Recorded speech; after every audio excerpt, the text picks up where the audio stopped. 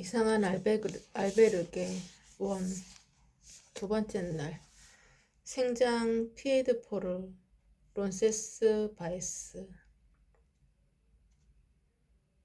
1. 이상한 답을 받다. 나는 복도에서 울리는 분주한 발걸음 소리에 잠이 깼다. 어제의 피곤함으로 몸이 물먹은 솜처럼 묵직했다.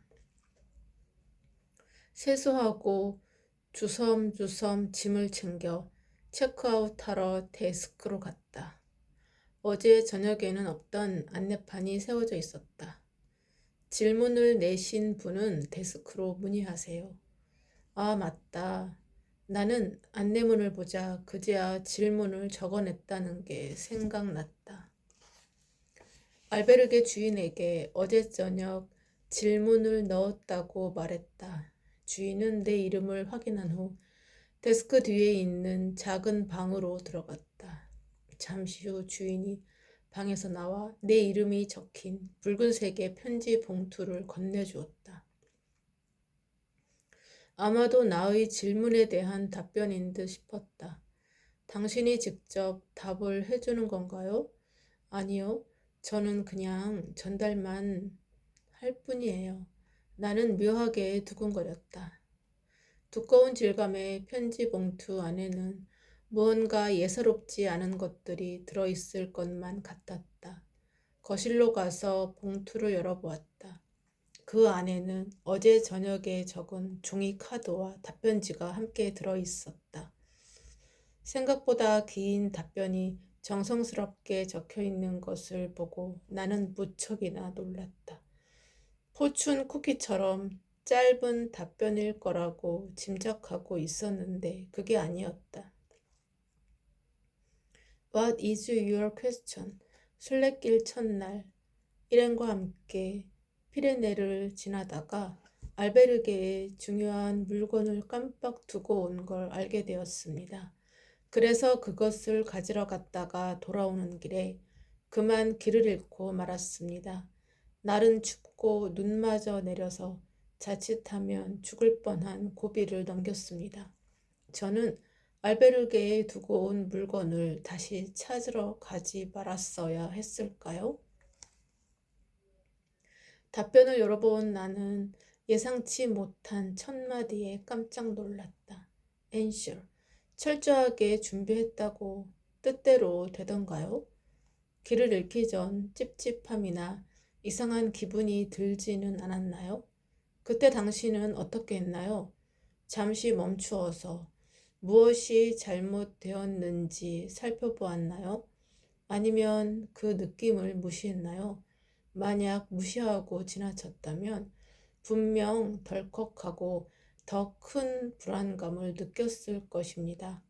이처럼 하느님은 어느 날 갑자기 당신을 어렵게 만들지 않습니다.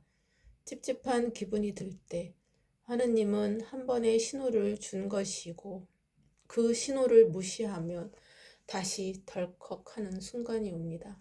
그리고 그 신호를 무시하면 정말 크게 철렁하는 순간이 옵니다. 그것이 하느님의 시그널입니다.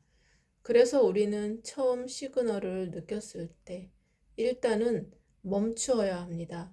그런 뒤 잠시 자신을 돌아봐야 합니다. 그때 하느님은 당신에게 다시 방향을 알려줄 것입니다. 죽을 뻔한 고비를 넘겼다고 했죠. 죽을 뻔한 것은 다행이 아니라 하나님이 보내는 최후의 경고입니다. 앞에서 준 세 번째의 시그널에도 자신을 돌아보지 않고 무언가 점검하지 않으면서 계속 간다면 최후의 경고로 죽음 직전의 상황으로 이끕니다. 그것은 하나님이 당신을 미워하는 것이 아니라 그 길이 아니라고 알려주는 것입니다. 또한 무슨 일이든 급하게 하면 항상 문제가 생기기 마련입니다. 급하다는 생각이 인간의 감각을 무디게 해서 하느님이 보내는 시그널을 잘 감지하지 못하도록 만들기 때문이죠. 그러니 오늘의 일을 교훈 삼아 앞으로의 여정에서는 하느님이 보내는 시그널을 잘 챙기시기 바랍니다. 다음 질문 알베르게의 주소는 뒷면에 있습니다. 답변지를 다 읽어본 나는 누군가에게 비밀을 들킨 것 같아서 속이 뜨끔했다. 어떻게 알았지? 내가 덜컥했던 순간을. 게다가 하느님이 시그널을 준다는 건 태어나서 처음 들어보는 말이었다. 돌이켜보니 첫 번째 작은 불안감이 느껴졌던 갈림길에서도 몇 시간째 화살표를 보지 못한 것을 알고, 두 번째 불안감이 올라왔을 때도, 세 번째 눈보라 속에서 예전 트라우마가 떠오르며 두려움에 떨었을 때도 매번 가면 안 된다는 직감은 왔었다. 하지만 나는 그걸 무시하고 그때까지 걸어온 것이 아까워서 되돌아가지 못했고, 나중에는 그렇게라도 하지 않으면 산에서 조난을 당할 것 같았기에 계속 앞으로 나아갈 수밖에 없었다. 나로서는 선택의 여지가 없었다. 아니, 있었을지도 모르지만 그때는 없다고 생각했다. 그래서 불안했지만 나아갈 수밖에 없었다. 그런데 그게 하느님의 시그널이었다니 참으로 놀라운 답변이었다. 그렇다면 그 순간 나타난 지프차도 하느님의 안배였을까? 그때는 길 위에서 방향을 분간할 수가 없어 내 직감만 믿고 걷고 있었는데, 지프차가 와서 나를 구해주었던 것도 하느님의 뜻이었을까? 지프차 기사에게 엄청난 호통을 듣기는 했지만, 만약 그가 아니었다면 어떤 위험한 상황을 겪었을지도 모르는 일이었다. 아무리 그래도 그렇지, 하느님은 좀 더 친절하면 안 되나? 그렇게 시그널만 주고 세세히 알려주지 않으면 그걸 어떻게 안다고. 나는 딱히 신을 믿는 건 아니었지만 이런 얄미운 방식에 하느님에게 조금의 원망이 올라왔다. 툴툴거리며 답변을 읽다 보니 잊고 있었던 과거의 일들이 떠오르기 시작했다. 예전에도 이런 불안감을 느꼈던 순간들이 있었다. 그때마다 이러한 불안감을 마주하기가 조금은 두려웠다. 게다가 이상한 느낌에 휘둘리고 싶지 않아 그 불안감을 애써 외면했다. 그리고 그 결과는 항상 좋지 않았다. 아버지가 투자한다고 하셨을 때도 마찬가지였다. 나의 의지로 와튼 스쿨을 그만두고 뉴욕 필름 스쿨에 다닐 때였다. 어느 날 아버지로부터 연락이 왔다. 그 당시 나는 아버지의 이야기를 자세히 듣지 않아 잘 기억이 나지는 않았지만, 아버지는 친환경 사업 쪽으로 진출해 보라는 제안을 받았다고 하셨다. 그러면서 아버지가 하시던 제조업은 앞으로의 시장성으로 보았을 때 인건비와 환경 문제 등으로 점점 더 어려워질 것을 염려하고 계셨다. 그래서 아버지는 그에 대한 내 의견을 물어보셨다. 그런데 친환경 사업은 내가 잘 아는 분야도 아니었고, 왠지 여기에 의견을 내면 꼼짝없이 아버지의 사업에 묶일 것 같았다. 그래서 나는 조금 퉁명스럽게 답했다. 아버지 뜻대로 하십시오. 저는 영화쟁이라 사업은 잘 모르겠습니다. 전화를 끊고 나자 불안감이 살짝 올라왔다.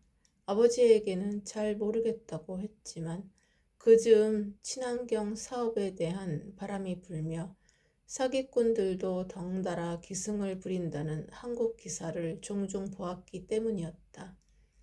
그 이후로 새 사업이 진행될 때마다 한 번씩 아버지가 전화로 알려주셨고, 그때마다 내가 느끼는 불안감도 조금씩 커졌다. 하지만 기사에서 보았던 내용을 이야기하면 아버지가 불안해 하실 수도 있고, 또 괜히 잘 알지도 못하는 아버지 사업에 내가 입을 대어 초를 치는 게 될 수도 있다고 생각했다. 그래서 몇 번이나 고민했지만 결국은 아버지께 말씀을 드리지 못했다.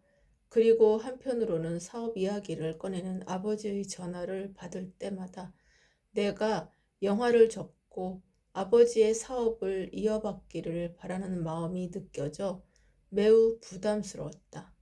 그러던 어느 날 나는 갑자기 가슴이 덜컹하는 느낌이 들었다. 하지만 한참 졸업 작품을 준비하고 있을 때라 대수롭지 않게 넘겼다. 졸업식이 끝난 다음 날 한국에서 전화가 왔다. 여보세요? 오빠, 나 수경이. 우리 이제 어떻게 하지? 동생이 울먹이며 다급한 목소리로 나에게 전화를 했다. 나는 동생을 진정시키며 무슨 일인지를 물었다. 수경아, 진정해. 무슨 일인데 그래? 아버지가 쓰러지셨어. 뭐? 아버지 사업에 큰일이 났나 봐. 무슨 일인지 자세히는 모르겠어. 그런데 최 실장님도 사라지고 빨리 한국으로 들어와 오빠. 나는 전화기 너머로 들려오는 동생의 말에 정신이 아득해졌다. 아버지가 쓰러지셨다고? 항상 건강할 줄만 알았던 아버지가 쓰러지셨다니. 게다가 사업에도 문제가 생겼다니. 설마 그 친환경 사업과 관련된 건 아니겠지? 대체 이게 무슨 일이지? 머릿속을 휘감아 오는 여러 가지 좋지 않은 상상들을 애써 뿌리치며 급히 짐을 챙겨 한국행 비행기에 몸을 실었다. 14시간이라는 비행 시간이 마치 14년 같이 느껴졌다. 한국에 돌아와 보니 동생이 말한 것보다 상황은 훨씬 더 심각했다. 아버지는 중환자실에 누워 계셨고 회사는 부도가 나 있었다. 아버지가 진행하시던 친환경 사업은 사기꾼들의 작업이었다. 아버지는 부족한 자금을 마련하기 위해 무리하게 대출을 냈고 사기꾼들은 그 돈까지 들고 튀었다. 결국 아버지는 돌아오는 어음을 막지 못했고 그 충격으로 쓰러지셨다. 어머니도 가정에만 충실하셨던 터라 이 상황을 어떻게 대처해야 하는지 몰라 안절부절 못하고 계셨다. 처음에 불안감을 느꼈을 때 아버지께 말씀드렸어야 하는 건데 나는 후회가 밀려들었지만 이미 때가 늦어버렸다. 당장 눈앞에 닥친 상황을 해결하는 것이 급선무였다. 그래서 나는 부도가 난 아버지의 회사를 수습했고 우리 가족은 경기도 외곽의 허름한 연립주택으로 이사를 했다. 나는 강남 집을 정리하고 나오면서 대문을 나서기 전 다시 한번 집을 돌아보았다. 너른 정원을 가득 메운 푸른 잔디와 그 위에 서 있는 키 큰 소나무를 바라보았다. 이 집은 평화롭던 우리 가족의 추억이 담겨 있는 곳이었다. 이제 다시는 그런 시간이 우리 가족에게 오지 않을 수도 있겠다는 생각이 들었다. 갑자기 그때 생각이 떠오르니 머리가 아파졌다. 왜 갑자기 그때 일이 생각나는 거지? 생각해보니 나에게 항상 무슨 일이 터지기 전에는 불안감이라는 전조가 있었다. 나는 뒤통수를 한 대 맞은 것 같았다. 짜릿한 전기가 온몸을 강타하는 듯 전율이 일었다. 머리가 멍해졌다. 예전부터 다 알려주고 있었다니. 그런데 우리가 몰랐던 거라니. 나는 다시 한번 답변지를 읽어내려갔다. 야속하면서도 벅찬 감정을 추스르고 데스크에 있는 알베르게 주인에게 다가가 물어보았다. 저 답변은 누가 해 주시는 건가요? 눈이 벌게진 채 물어보는 나의 물음에 주인은 부드럽게 웃으며 답했다. 궁금하시면 그것도 다음에 질문해 보세요. 다음이라고 하시면 여기서 한 번 더 질문해 볼 수 있다는 말씀이신가요? 아니요. 질문은 저희 알베르게에서 투숙한 사람에 한해 한 번만 할 수 있습니다. 질문이 더 있다면 답변지 뒷면에 적혀 있는 알베르게로 가셔야 합니다. 답변지 뒷면? 아까 보았던 그것을 말하는 건가? 주인의 말을 듣고 답변지 뒷면을 보니 다음 질문 알베르게는 푸엔테라 레이나에 있었다. 나는 스마트폰을 꺼내어 위치를 확인했다. 푸엔테라 레이나라. 앞으로 4일을 더 가야 하네. 4일이나 더 가야 한다고 생각하니 갑갑해졌다. 하지만 규칙이 그렇다고 하니 별 수 없었다. 나는 답변지를 스마트폰으로 찍은 후 가방 안에 넣었다. 그리고 지도 앱에 알베르게의 주소를 저장하고는 아쉬운 발걸음을 떼었다. 얼마 후 오르막이 시작되었다. 이제부터 진짜 피레네구나. 머릿속에는 푸엔테라레이나에 있는 다음 알베르게의 생각으로 가득했지만 나는 일단 카메라를 꺼내들어 본업에 충실하기로 했다. 그때 뒤에서 누군가 말을 걸어왔다. 헤이, 수연, 촬영하나 봐요. 자리가 비어서 새벽같이 출발한 줄 알았어요. 룸메이트였던 마르코였다. 그가 곤히 자고 있기에 조용히 짐을 정리하고 나왔는데 다시 만났다. 체크아웃 하면서 데스크에서 받은 답변지를 보느라 조금 늦었어요. 나도 받았는데 뭐라고 적혀 있었나요? 그냥 나는 미처 감정을 다 정리하지 못했기에 마르코의 말에 반갑게 답할 수 없었다. 나에게는 시간이 더 필요했다. 그냥요? 별로 재미없었나 보네요. 내가 받은 건 매우 흥미로웠어요. 그래서 다음 질문 알베르게로 택시를 타고 가보려고 해요. 혹시 또 알아요? 그 다음에 세 번째 알베르게가 있을지도 모르잖아요. 순례길에 여러 번 왔지만 매번 비슷했는데 이번에는 좀 재미있는 일이 생기는 것 같아요. 그렇군요. 그럼 수연, 다음에 또 만나요. 부엔 까미노, 부엔 까미노. 마르코의 얼굴엔 흥미로움이 가득 묻어났다. 받은 답이 그렇게 좋았나? 나는 머릿속이 더 혼란스러운데. 나는 멀어지는 마르코의 뒷모습을 바라보며 생각이 더 많아졌다. 하지만 이내 도리지를 치며 상념을 털어냈다. 그리고 산을 넘는 과정을 촬영하기 위해 어깨에 고프로를 부착한 뒤 녹화 버튼을 눌렀다. 나는 피레네를 향하는 순례자들과 함께 발걸음을 옮기기 시작했다. 이제부터 진짜 피레네를 넘는구나.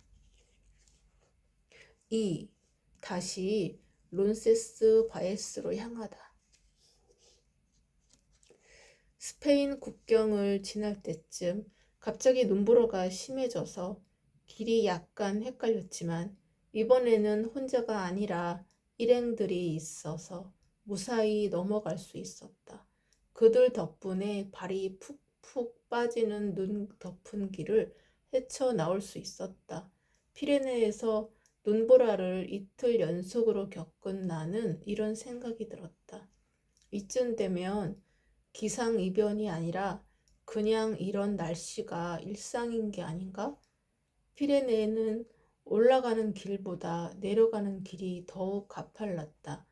경사도 가파른 데다가 신발에 달라붙은 눈 때문에 발이 무거워서 발걸음을 옮기기가 힘들 정도였다. 자자, 다들 조심해서 걸어가요. 눈보라에 앞이 잘 보이지 않으니까 앞사람이 밟은 곳을 밟으면서 천천히 내려오세요. 에드가가 선두에서 우리를 독려했다. 나는 산악인인 그를 생장행 기차 안에서 만난 적이 있었다. 그는 이번 순례길이 세 번째라고 했다. 그와 함께 피레네를 넘는 건 우리에게 행운이었다. 에드가는 피레네를 넘으면서 힘들어하는 일행들에게 뚜르드 몽블랑을 갔을 때 자신이 겪었던 에피소드를 이야기했다. 뚜르드 몽블랑은 프랑스의 샤모니 몽블랑에서 출발하여 이탈리아와 스위스를 한 바퀴 도는 250km의 산악 도보 코스였다. 하루 7, 8시간을 하루 7, 8시간씩 14일을 꼬박 걸어야만 완주할 수 있다고 했다. 그의 이야기는 피레네 산을 넘는 동안 그칠 줄을 몰랐고 덕분에 일행들은 힘든 와중에도 위안을 얻을 수 있었다. 우리 일행은 그렇게 장장 10시간을 걸은 끝에 피레네를 넘어 드디어 론세스 바이스에 도착했다. 피레네를 넘고 보니 에드가의 이야기와 동료가 없었다면 피레네를 넘는 것이 결코 쉽지 않았을 것 같았다. 이런 게 바로 베테랑 산악인이 가지고 있는 산행 방법인 걸까? 나는 힘들지 않도록 일행들을 배려해준 에드가가 고마웠다. 피레네를 넘어 스페인 마을인 론세스 바이스에 들어서자 프랑스 생장과는 다른 양식의 건물들이 우리를 맞이했다. 산맥 하나를 사이에 두고 이렇게 시대가 다른 건물들을 만나게 되니 유럽의 다양한 건축 문화가 더욱 실감이 났다.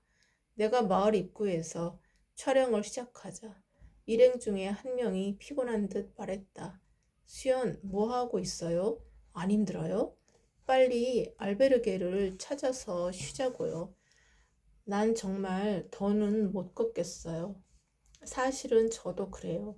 생각 같아서는 길 위에서라도 자고 싶지만 촬영을 해야만 해요. 제가 온 목적이 바로 이것이니까요. 역시 방송국 PD라서 다르네요. 피레네를 넘어올 때는 그토록 힘들어 하더니 마을에 오니까 쉬지도 않고 촬영하네요. 그래도 오늘은 힘들었으니 그냥 알베르게로 가는 게 어때요? 조금 쉬고 촬영하는 게 더 낫지 않겠어요? 네, 금방 갈게요. 그의 말대로 쉬었다가 나와서 다시 촬영하는 것도 좋을 것 같았다. 나는 깊은 세월의 흐름을 간직한 투박하고 육중해 보이는 건물만큼이나 무거워진 발을 옮겨 일행들과 함께 알베르게로 향했다. 그 와중에도 에드가는 일행들에게 계속 이야기를 쏟아냈다. 이 알베르게는 말이지, 옛 성당을 개조해서 만든 곳이야. 최근에 리모델링을 해서 공립 알베르게 치고는 상당히 깨끗한 편이야. 베드버그도 없다고 하던데 그래도 워낙 많은 사람들이 지나가는 곳이라 혹시 모르지. 지금은 어떨지. 하하. 그리고 여기는 에드가의 이야기는 데스크에 도착할 때까지 끝나지 않았다. 심지어 데스크 직원이 순례자 여권에 세요를 찍어줄 때까지도. 나는 데스크 직원의 안내에 따라 체크인을 하고 취침 공간이 있는 2층으로 이동했다. 침대로 가득한 취침 공간은 마치 커다란 강당에 2층 침대를 채워 넣은 것 같았다. 나와 산을 함께 넘어온 일행들은 각자 빈 침대를 찾아 흩어졌다. 운 좋게도 비어있는 아래층 침대를 찾았다. 침대 옆에 대충 짐을 내려놓고 털썩 앉았다. 물병을 꺼내 남은 물을 단번에 마시고 허리를 쭉 펴보았다. 아, 이제야 좀 살 것 같다. 그때 나는 생장 알베르게의 질문 카드가 떠올랐다. 여기도 질문 카드가 비치되어 있는지 궁금했다. 1층 데스크로 다시 내려가 질문 상자가 있는지 살펴보았지만 보이지 않았다. 역시 질문 카드를 받으려면 답변지에 적혀있던 푸엔테 라 레이나로 가야 하는 건가? 그러고 보니 생장의 알베르게를 나서며 택시를 타고 다음 질문 알베르게로 간다고 했던 마르코가 생각났다.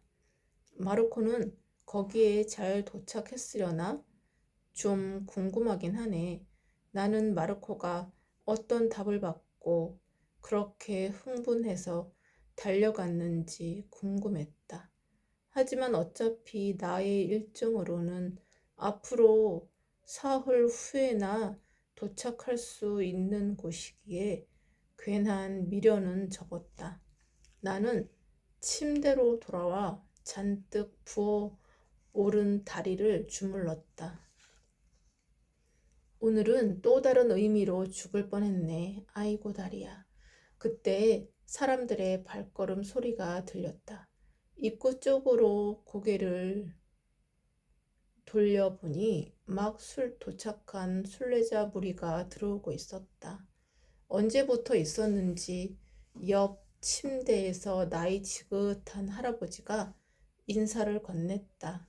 다리가 많이 아픈가 보군. 네, 피레네가 이렇게 힘든 코스인 줄 몰랐네요. 다들 처음엔 그렇지. 나는 할아버지의 답변에 고개를 끄덕이다 문득 의문이 들었다. 저 할아버지도 피레네를 넘어온 건가? 젊은 나도 이렇게 힘든데 어떻게 넘어오신 거지? 심지어 할아버지는 순례길이 처음이 아닌 것 같았다. 할아버지의 말이 이어져 나의 궁금증은 잠시 뒤로 미루어 두었다. 조금 후에 성당에서 순례자를 위한 미사가 있을 예정인데 같이 한번 가볼 텐가? 순례자를 위한 미사요? 나는 갑자기 호기심이 일어났다. 몸이 무척 피곤했지만 순례길 속에서 만나는 카톨릭 미사는 멋진 한 컷이 될 수 있었기에 카메라를 급히 챙겨들고 할아버지를 따라서 성당으로 갔다. 어렸을 때 친구를 따라 성당에 가 미사에 참석한 적이 몇 번 있었는데 스페인에서의 미사는 처음이었다. 성당 내부는 칙칙하고 오래된 듯한 외부와 다르게 높은 천장과 스테인드 글라스로 화려하게 빛나고 있었다. 하나둘 사람들이 안으로 들어왔고 잠시 후 신부님이 들어오며 미사가 시작되었다. 나는 스페인어로 진행되는 미사라 어떤 내용인지는 알 수 없었다. 알아들을 수 있는 건 중간중간 세뇨로라는 단어뿐이었다. 사람들은 저마다 눈을 감은 채 두 손을 모으고 기도하고 있었다. 나도 비슷하게 두 손을 모으고 눈을 감자 무엇을 기도해야 할지 고민이 되었다. 다른 사람들은 무엇을 위해 기도하고 있을까? 잠시 후 나도 모르게 한마디가 입 밖으로 흘러나왔다. 순례길을 무사히 잘 마칠 수 있도록 도와주세요. 나는 얼떨결에 혼잣말로 중얼거리다 고개를 들었다. 높은 곳에 위치한 성모 마리아 상이 성당 안의 사람들을 내려다보며 미소 짓고 있었다. 이렇게 기도를 하는 게 안 하는 것보단 낫겠지? 그때 한 수녀님이 내게 다가와서 물었다. 어느 나라에서 왔어요? 한국에서 왔어요. 내가 한국에서 왔다고 하니 수녀님은 종이 한 장을 건네주었다. 그 종이에는 한국어로 번역된 순례자의 기도문이 적혀 있었다. 아마 한국인 순례자들이 많아서 미리 준비해 둔 것 같았다. 나는 흥미롭게 순례자의 기도문이 적힌 종이를 펼쳐보았다. 그 기도문에는 갈림길에서 인도자가 되어달라라는 문구가 눈에 들어왔다. 기도문을 읽자 생장의 질문 알베르게에서 받았던 답변이 생각났다. 인도자가 바로 하느님의 시그널을 말하는 걸까? 그와 함께 또 다른 물음이 떠올랐다. 과연 신은 있을까? 다음 질문 알베르게에서는 신은 존재하는가에 대해 질문해 보아도 좋을 것 같았다. 감사합니다.